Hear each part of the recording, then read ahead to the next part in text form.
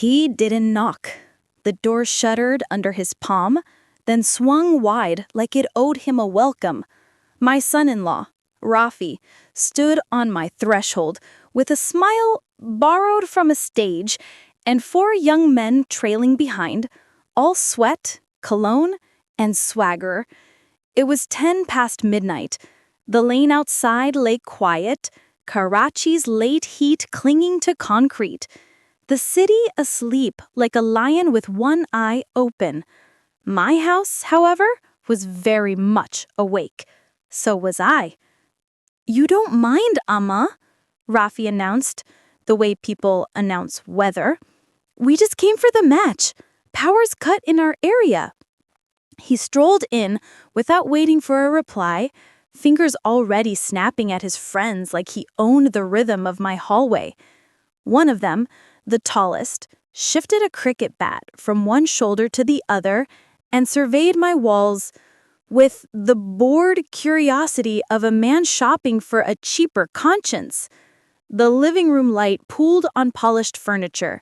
The television stood silent and black, reflecting them back with a warping glare. Upstairs, the house exhaled, a settling beam, a sleepy room. Attached to my wrist, the keys whispered to each other. "Would have told you earlier," Rafi said, flopping onto my sofa with the relief of a conqueror. "But you know how K-Electric is. Do you have chai?"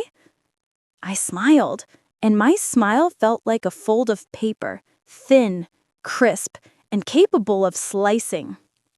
"Of course," I said. "You always choose my house when the city fails you." He laughed as if I were joking. The boy with the bat began an exploratory tour, poking his nose into the dining room, peering at my bookshelf. He stopped, pulled out a volume, Galib, leather-bound, and mimed a yawn. I tucked the twitching part of myself back into place. Outside, a stray auto choked by and sputtered away. The kitchen clock clicked from 12:10 to 12:11 with the dignity of a railway timetable.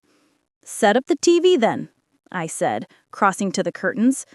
"But shoes off. We still respect the floor here." They clattered forward and peeled their sneakers like orange skins. Socks. Dust lines on heels. The tall one tucked his cricket bat into the umbrella stand, which I noted with the same calm I extend to storms I know will pass over safely if I don't panic.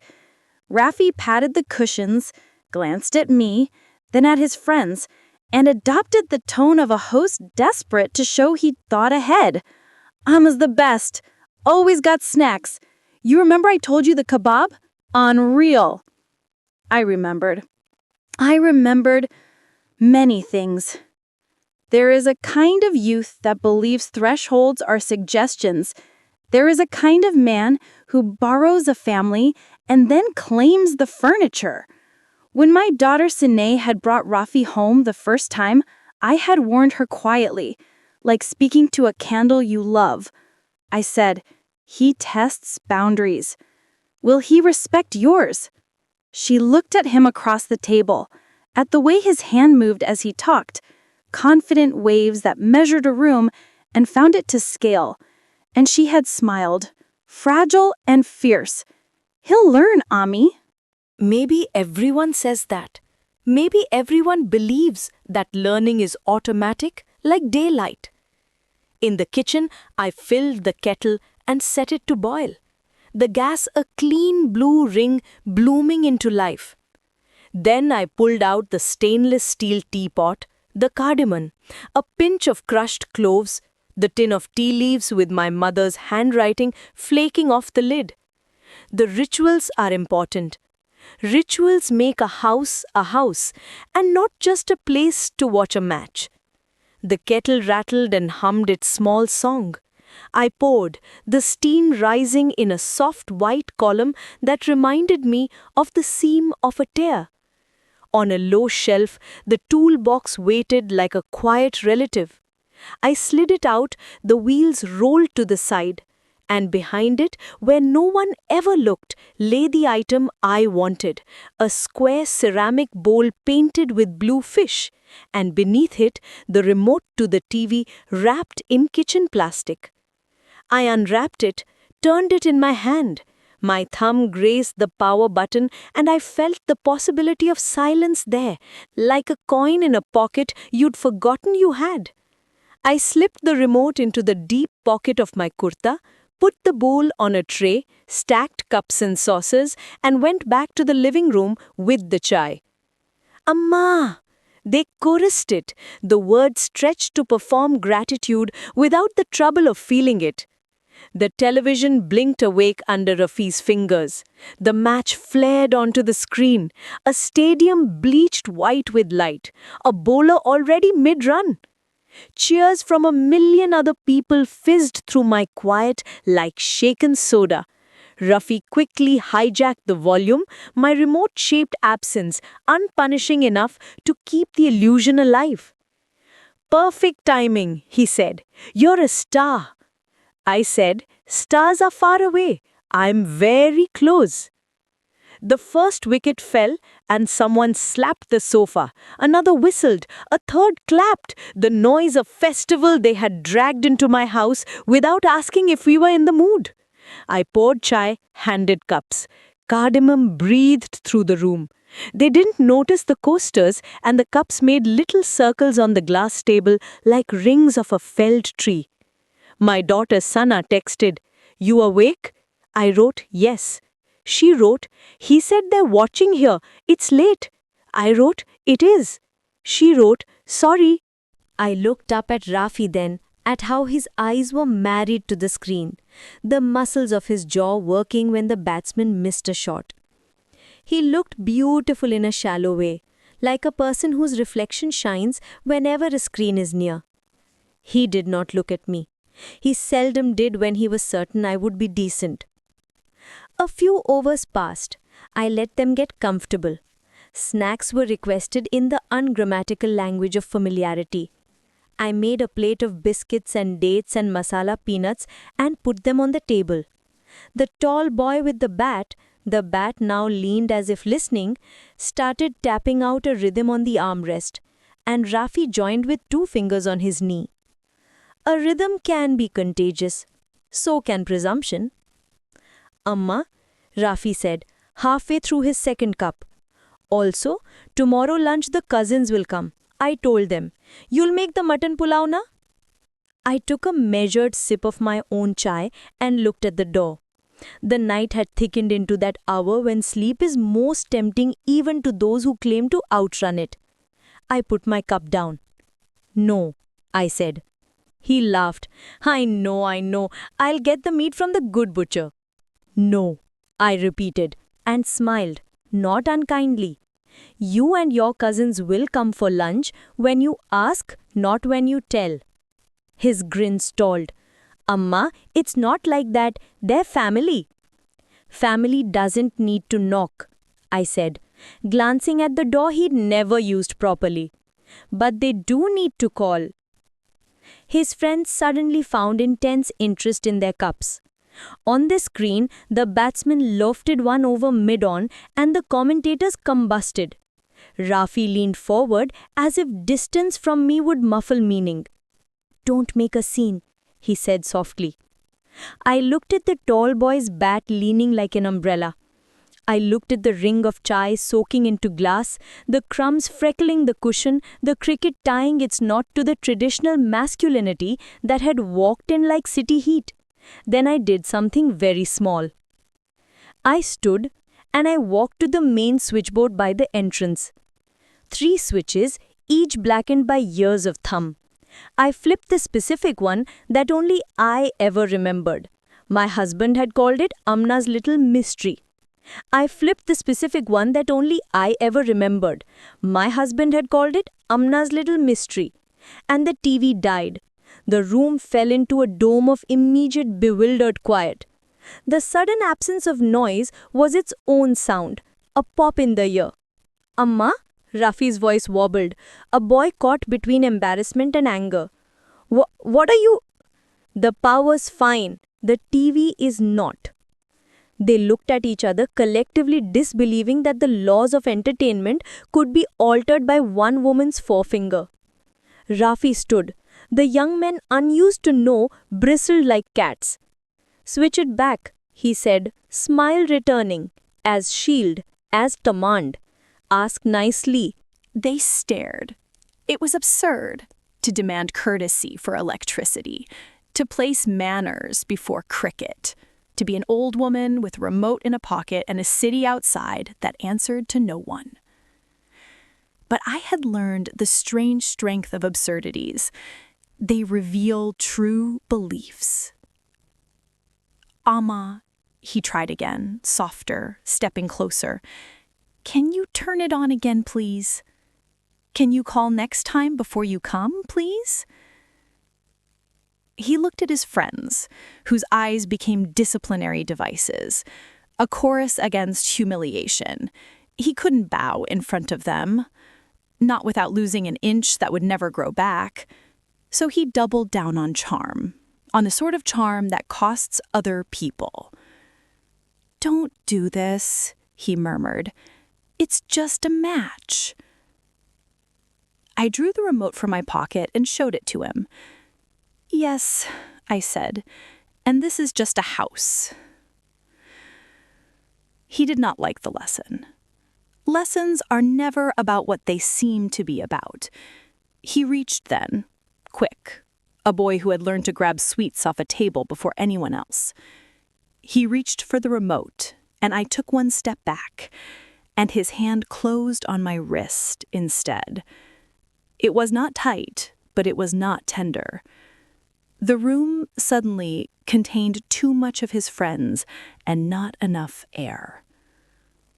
"Rafi," I said, low, caution built into my voice like rebar.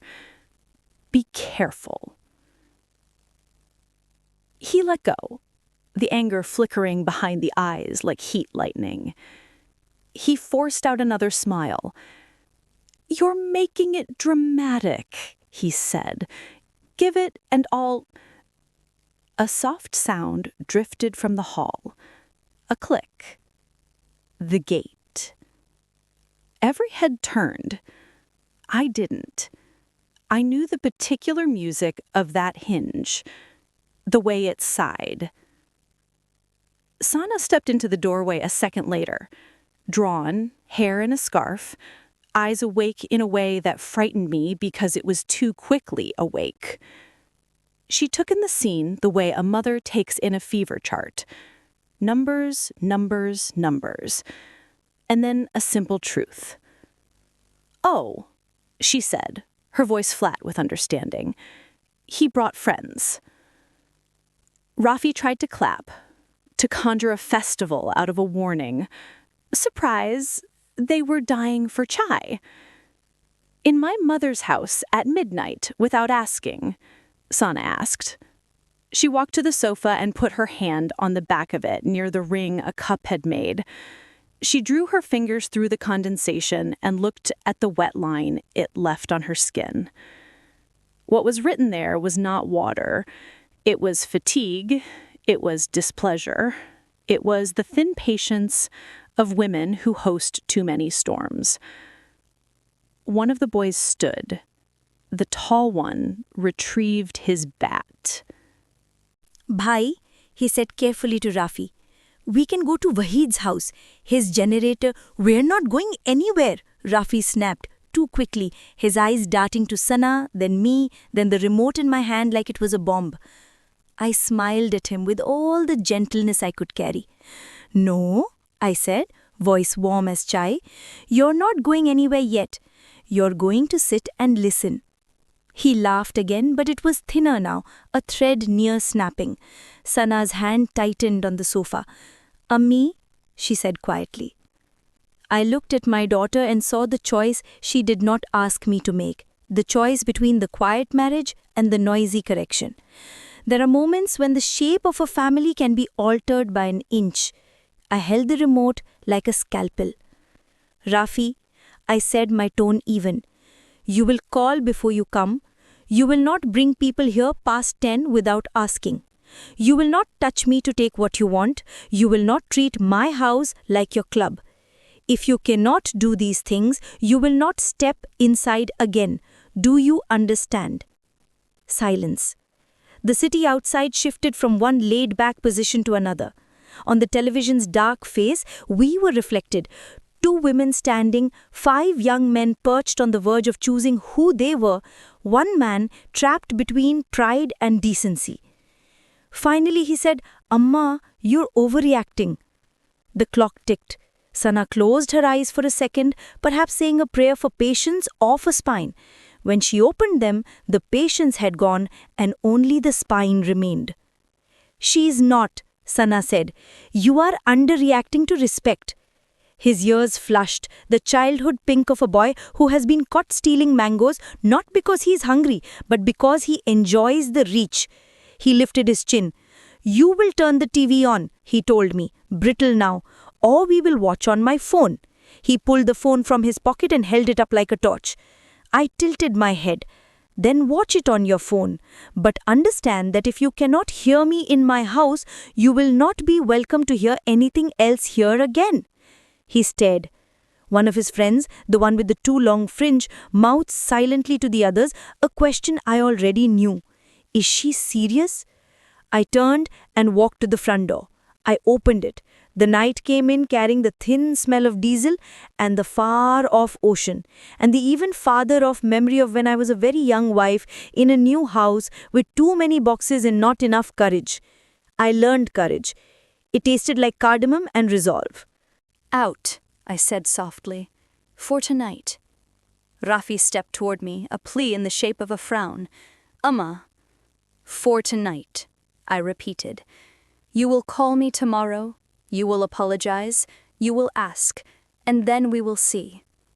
He looked at Sana again, as though she might be the bridge out of this humiliation.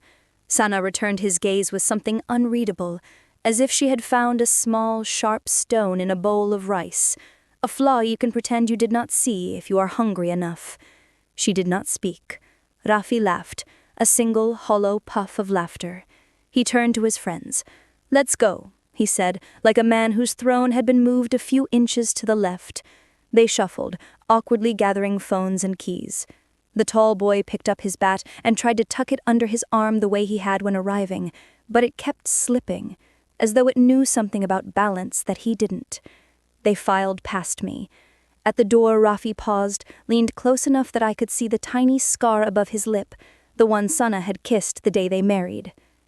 "This is my house too," he whispered, a final bid. "Not yet," I said, and watched the sentence settle in him like a new stone on a fragile wall. He stepped out. I closed the door. The latch clicked with the dignity of an old promise. Inside, the silence returned and stood with us. Sana leaned against the sofa. Eyes shine that way eyes shine when the heart is heavy and proud at the same time. She looked at me. I looked at her. For a moment, my daughter was 6 again, and had come in from the lane with scraped knees and an accusation about a boy who slept on power. For a moment, I was the mother who made the world fair again, with a spoon of sugar. "Ummi," she said, "you shouldn't have had to do that." "It's my house. I should do exactly that." Her phone buzzed. She glanced down at it, read, didn't show me, put it face down on the table like an apology. "He's furious," she said. "He thinks you humiliated him." I taught him. Humiliation is different. Humiliation is when there is no lesson. Sana was quiet. On the blank TV, the room's reflection trembled as a car passed outside, its lights throwing slow ripples across glass. She walked to the switchboard, hovered, then lowered her hand. "Leave it," she said. "Let the house breathe." We stood there a moment longer, the two of us, in the middle of a night that felt like a page turned carefully. Somewhere down the lane, a dog barked at nothing and everything. A neighbor coughed. I thought of the lunch that would not be cooked, the phone call that would force a bridge to either be built or burned, the steady rebuild of boundaries like brick on brick. "Want more chai?" I asked her. She nodded. "Yes, please." I went to the kitchen, set the water to boil again, opened the tin, pinched the leaves. My hands trembled a little. Not from fear, I realized, but from something like relief. Relief has its own tremor. As the kettle hummed, a small rustle pricked my ear. The back garden. I glanced at the window. The bougainvillea scratched the wall like a cat asking to be let in. I turned off the flame and stepped outside onto the small square of tile that claimed to be a patio. The air was cooler, the stars gossiping behind thin cloud. I breathed. There was movement near the gate, a shadow, then a whisper, a male voice too low for words, followed by a second voice I knew intimately well, not because I had heard it often, but because I had heard it once and recognized its relationship to the first. Rafi. I pressed myself against the wall, not hiding so much as blending back into my own house. The gate handle turned, softly, not with the assertive turn of someone who believes they belong, but with the stealthy twist of someone who knows they do not. The metal whined, just a little, an animal complaining in its sleep. They were coming back, not through the front door this time, but like boys slipping into an orchard to steal fruit they had been denied. A shoe scraped. A muttered curse. A phone's light briefly blinked, then was covered with a palm. I felt the quick rise of my pulse. A bird startled into flight under my ribs. I thought of the cricket bat. I thought of my remote in the kitchen, the switchboard by the door, the small and large lessons of the night. I thought of my daughter in the living room turning her phone face up because she was not a coward. I stepped forward, silent, feet remembering the dance of floorboards I had learned over decades. I reached for the side corridor light, the one that illuminated the back garden like a sudden, merciless truth. My finger hovered. The gate eased inward, the shadow of Rafi's shoulder crossing the bougainvillea, thorns brushing his shirt with sound like sandpaper. He breathed in, about to speak to the figure behind him, about to narrate the next inch of their trespass. And in that breath, I could hear who he thought he was, who he still wanted to be, who he might yet become if the night did not teach him a second lesson. I pressed the switch. Light flooded the corridor and spilled into the garden, the kind of harsh, revealing glow that belongs in kitchens and clinics, not in night gardens. Rafi froze, hand still on the gate, mouth half open, the next sentence trapped like a moth between teeth. The boy behind him, one of the friends, not the tall one, a slimmer, nervier silhouette, flinched and flattened against the wall as if it could erase him. Leaves glinted. The bougainvillea showed its thorns honestly. "Hello," I said, and took another step forward so the light worked on my face too. "Back so soon?"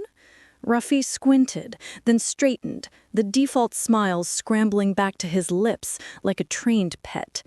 "Amma," he began, "I forgot my wallet." "In the back garden?" I asked. He swallowed. The boy behind him found his tongue. "Bhai said there's a side door," he muttered. "The blame a small, skittering thing that wanted to hide under furniture." "There is," I said, "for family, not for ambush." Rafi let go of the gate and drummed his fingers once on the metal, a habit I recognized now that I was watching for it, the little rhythms with which he owned space. He looked at the kitchen window, then at the corridor, then at me, and I saw the calculation happen. Apology, bluff, anger. He chose charm again, because charm had always paid dividends.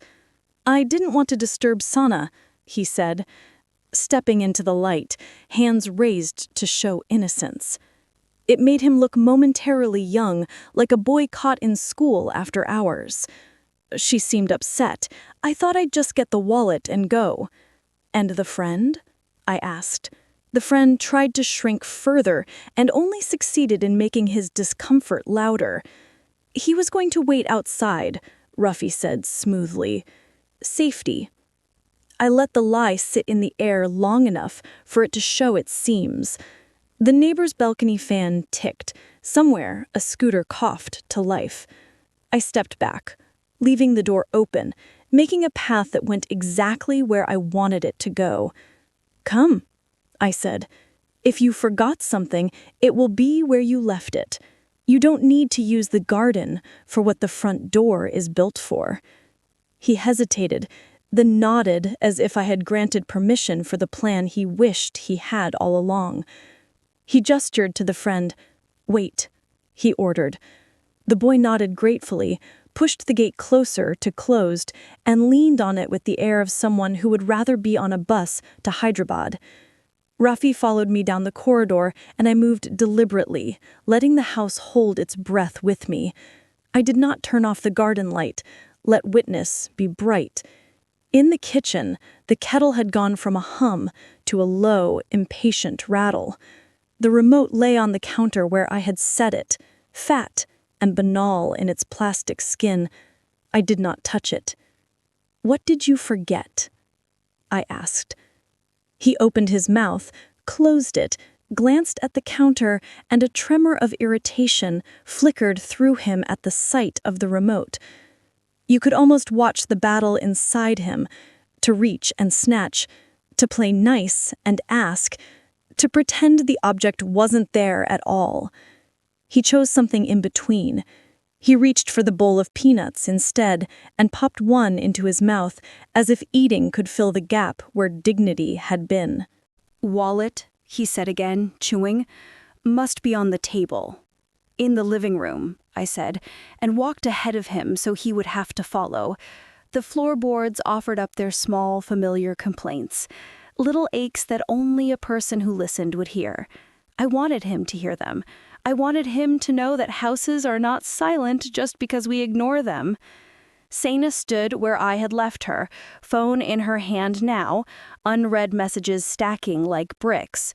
She looked at Rafi, at me, and then at his right hand, which had found the doorway and planted itself there, as if a man could steady a situation with fingers. "You forgot something?" she asked, tone cool enough to set. "My wallet," he said, and his voice was softer now, less for me and more for her. "Only that." She nodded toward the coffee table. It was there, wedged between the coaster and the plate of biscuits, the leather dark, the stitching neat. He stepped forward to take it and paused because he had to decide if he was allowed to take anything now. I watched his hesitation with a strangely tender detachment, the way one watches a child navigate an uneven curb. It matters if they fall. It also matters that they learn what falling feels like. He picked up the wallet. He did not reach for the remote. Progress is sometimes measured in things not done. "Good night," I said. He looked at me, then at Sana. On his face, a storm gathered and then broke into a drizzle. Indecisive, annoying, likely to clear if no one fed it. "I'll call you tomorrow," he said to Sana. "We'll talk." She nodded. "We will." He lingered as if the house itself might hug him if he stood still long enough. When no architecture volunteered affection, he turned and left through the front door, not closing it fully behind him. It was the most honest thing he had done all evening, leaving something ajar. I went and closed it, feeling the smooth weight of wood and metal in my palm, an object that existed to separate and to protect, not to be dramatic. In the kitchen, the kettle had reached a boil and begun to throw small tantrums of steam against its own lid. I turned the flame low, lifted it, poured. The tea darkened the water, a cloud that billowed and then settled into color. I added milk, sugar, the memory of my mother's timing. Sana came to the doorway and leaned her shoulder there, the way I had leaned against 1,000 thresholds in my life, listening for danger, for joy, for news. "She really came to the back," she said. "He wanted the thing he wanted," I said. "He thought the back would be quieter." "It used to be," she said, a ghost of a smile. "When I was little, we'd play there so no one would tell us to be less loud." "You were never less loud," I said, and handed her the cup. She took it, sipped, and let the heat touch the inside of her mouth like a promise. The phone on the table buzzed again, a staccato insistence. She ignored it. I didn't ask. The garden light still blazed, turning leaves into paper and shadows into facts. I flicked it off, plunging the backyard into soft Karachi night again, a velvet that swallowed edges kindly. The corridor went dim. The house exhaled a long breath it had been holding since 10 past midnight. We took our cups to the dining table and sat. The chairs were honest wood, no fuss. The grain under my palm felt like an old conversation, one that ended with laughter and began with someone saying, I know, and then learning that they didn't. Sana traced the rim of her cup with her index finger, collecting condensation like a ring, like a boundary drawn wet. When we married, he told me he was a person who adapts, that he learns fast. I believed him. He is, I said. He does. Sometimes the lesson is not on a screen. Sana looked up, a little defensive sparkle there. Ami, I know. I know you know, I said. I am reminding myself. The floor ticked as it cooled. The refrigerator hummed patient background. In the distance, a siren wailed and then remembered it didn't need to and stopped. The city turned in its sleep. What if tomorrow he doesn't call? Sana asked. Then we'll have lunch, with no meat, with whatever we have, and we will enjoy it. She snorted, the small, despising laugh that belongs to women who have seen enough to be funny. I hate your calm, she said, and put her hand on mine. I love your calm. I squeezed. In the joining of our hands, there was a quiet contract older than paperwork, the kind that binds mothers and daughters in houses, where men swear love like they swear allegiance to teams, loudly, with flags. The front gate clicked again, faint, almost imagined, then the rustle of leaves, then silence. I stood and crossed to the window. The street was mostly empty, a cat parsing it like a map, a man on a bicycle gliding through the yellow cone of a lamppost like some kind of lone comet. On the pavement outside our wall, in the slanted light from the street lamp, lay something small and rectangular. Stay, I told Sana, and went to the door. I opened it just a finger's width, then more, then stepped out. The object was a brown paper envelope, neatly sealed, the kind stationers sell for exams and bills. My name was written on it in a hand I recognized from Eids and birthdays and a wedding invitation. Ruffy's. Careful when he wants to be. It did not say Amma. This time, it said Amna. I hesitated, then stooped and picked it up. It had the weight of sincerity, which is to say, very little and a great deal. I brought it inside, shut the door again with that old, dignified click, and carried the envelope to the table. Sana watched me, as if the paper might explode or transform into something furry and sentimental. I broke the seal with a butter knife, a small ceremonial violence. Inside was a stack of tickets, glossy, official, the kind you line up for and then wave at turnstiles. The top one said, in a font trying very hard to be modern and celebratory, Karachi versus Lahore, Pavilion, 2 seats, tomorrow. Beside the tickets was a note on a torn page from a cheap notebook, the torn edge frayed like a fringe. I unfolded it. The writing began neat, then tilted as if the words had started to run. Amna, I am sorry. I am also angry. I don't know which one to be first. I should have called. I should not have touched your wrist. I told my friends we could watch at my mother-in-law's, as if it were a tea hotel. It is not. I know that.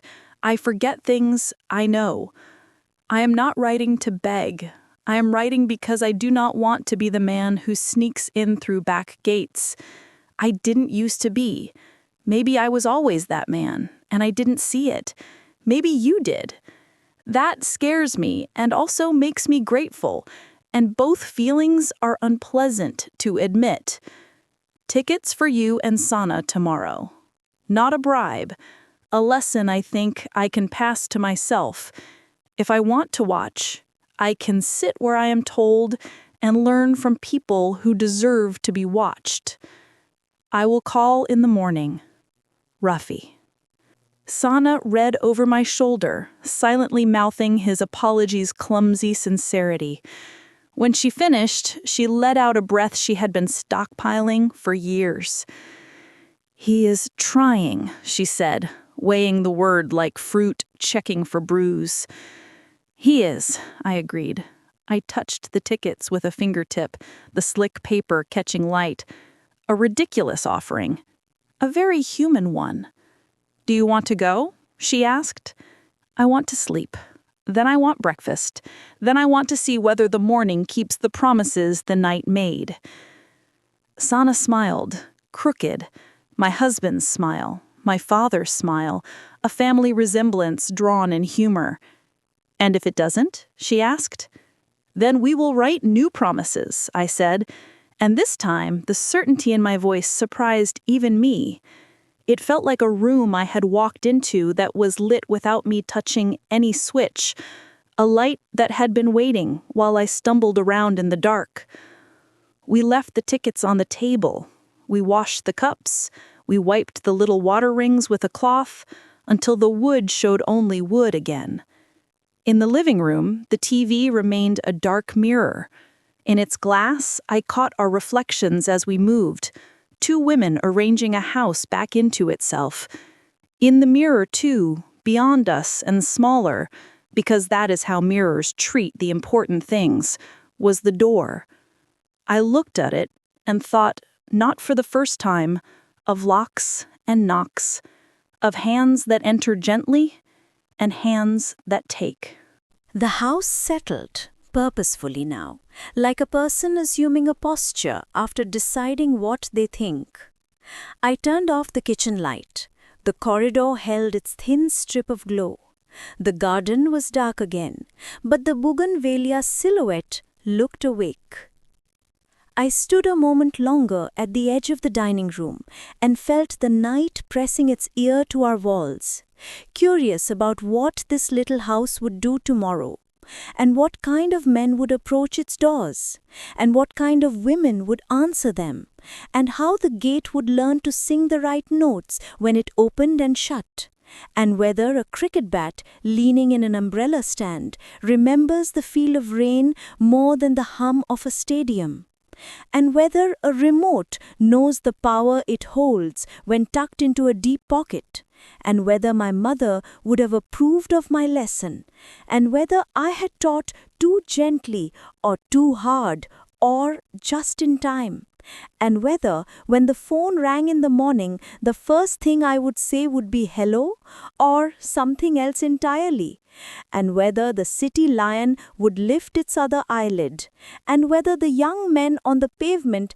had gone home to houses where someone had kept a light on, and whether the envelope's torn edge meant that apologies, like paper, are often made from something ripped and used again, and whether I would ever again make pulao for a table crowded with cousins who understood that the spoon passes clockwise and words do not, and whether the match tomorrow would be boring or sublime, and whether we would cheer and surprise ourselves with how loudly we could do it without disturbing the balance of a home that had just learnt the sound of its own spine. "There are 2 tickets on the table," I said. "I wanted to ask if you would go," he said, relief and fear wrestling in each word. "With Sana, or with me, or with... No, not with me. With Sana. I will not tell you what to do in your house or out of it." I smiled where he could not see. "We will go," I said, "with each other. You will come for tea after Maghrib and use the front door." He exhaled, a sound of something unclenching. "Yes, Amna. Tell your friends that our house is not a stadium. Tell yourself that you are a man loved enough to be corrected." "Say it again," he whispered, as if the sentence were a verse that could sand him smooth. "You are loved enough to be corrected," I said, and the morning made a note of it on the list of facts. We went to the match in the blazing afternoon, an ocean of green and white and noise swallowing us and returning us to ourselves in the way only public joy can. In the pavilion, men who thought they owned thunder tried to clap louder than everyone else and failed, and a little boy behind us yelled instructions to professionals who did not hear him and did not need to. And beside me, Sana laughed at nothing and everything, the light catching the gold flecks in her eyes like a rumor of childhood. We cheered, we groaned, we lived through the strange intimacy of strangers feeling the same thing at the same time. Once, during a break between overs, I caught her staring at families below us, fathers explaining field settings, mothers passing water bottles, teenagers practicing indifference. And I saw the way she measured and didn't measure us against them. I nudged her with my elbow. She nudged back, then put her head on my shoulder for one long breath that said more than any meeting with any counselor ever could. On the way home, as the street began to trade heat for dusk, the city balanced itself on that moment between the roar and the hymn. Our gate stood honest, a metal line drawn with care. It opened under my key with the ease of a thing treated with respect. The living room had rediscovered its hush. The television still mirrored a house that had considered its reflection and chosen a new posture. On the table, a small plate weighted with 3 gujias our neighbor had sent over, as if sweetness could be a witness. We put the kettle on, set out 2 cups, made space for a third. Rafi arrived exactly at Maghrib, with the humble punctuality of a man trying to be trustworthy, on purpose, not by accident. He knocked. Once. Twice, lightly. Then he waited. Hands visible, shoulders unarmed. Sana answered the door. He looked at her as if she were the first day of school and he was late, but might still be admitted. They exchanged something between their eyes that I will not try to translate. Some sentences we aren't meant to read. They came in together. He removed his shoes without being told. He saw the line where the last water ring had been, and smiled at the polished wood, as if it were an elder who had just told a good joke. "Tea?" I asked. "Yes, please," he said, the 2 words fitting in his mouth as if they belonged there and had been missing only from neglect. We sat. He placed his phone face down without theater, not as an offering, but as a habit he was trying on. We discussed the match first, strategy, luck, the way the crowd stood as one when the ball kissed the boundary rope. He described how his father used to take him to the old ground when tickets were still paper and security still mostly prayers. He spoke of less, not more. He asked questions, lot of them. Sometimes men talk like crows. This was different. Curious, not hungry. Then he looked at me, his jaw set, not in defiance, but in resolve. "Amna," he said, "teach me the rules of your house." Rules, not requests, not preferences masquerading as rules. Rules. I breathed in and realized I had been waiting to be asked in that exact grammar. "They are simple," I said. "Knock, call, ask. Never touch to take. Help clean what you enjoy dirtying. Apologize before the explanation, not after. Bring laughter. Leave pride by the shoe rack. If we fight, we do it without breaking the plates, because plates are expensive and sorry is priceless. And when you are wrong, pay attention. When I am wrong, I will pay attention. You marry my daughter, you are a guest forever, and a son when you earn it, and a man always." He took each sentence like a tablet of medicine, bitter and saving. After a moment, he nodded. "I will forget sometimes," he said. "Remind me without knives. I cut myself easily." "Will you spoons?" Sana said softly, and we all laughed in the exact same way at the exact same time, which felt like a prophecy fulfilled. We ate the gujias. He washed the plates without being asked. He reached for the TV remote, then looked at me. I nodded. He lowered the volume before he turned it on. We watched the evening news humming without intruding. The commentator's voice a river we could step into or stay on the bank beside. The room balanced joy and quiet and didn't spill either. When it was time to leave, he stood at the door with his shoes in his hand. He looked at the threshold like a wise student looks at a teacher. He turned back. "Thank you for not letting me in last night," he said. "I would have hated you for letting me be that man." "You would have hated yourself and blamed me," I said. He nodded, accepting the mirror and the lesson in the same motion. Sana walked him to the gate. They lingered. Two silhouettes in a doorway, exactly the right distance apart. Their words were low, but their shape spoke love with a new grammar: respect first, then everything else. After he left, the house sat with me. Houses do that when you let them. They reflect back who you've been and wait quietly for who you are trying to be. I ran a hand along the back of the sofa. I checked the switchboard, more out of affection than need. I went to the kitchen and put the remote back in plastic, then into the bowl with blue fish. I slid the bowl behind the toolbox, not as threat, as reminder. Outside, the city lion closed one eye and kept the other open, as is its way. Somewhere, a boy drummed his fingers and stopped midway, thinking. Somewhere, a woman said no for the first time and found that the world did not end. Somewhere, a door opened because it had been knocked on properly, and a hand waited until another hand offered what it wanted, and a small house learned to carry its spine like a lantern in the dark. I turned off the lights one by one. The last was the corridor, which gave up its ribbon of glow without protest. In the gentle dark, I could hear the house breathing with me. I lay down, and the night, no longer a test, but a companion, lay down too. In the morning, there would be breakfast and work and the slow construction of trust, brick, mortar, patience, over and over again until it looked like a doorway you could walk through forever, shoes off, with respect, and be truly, magnificently home.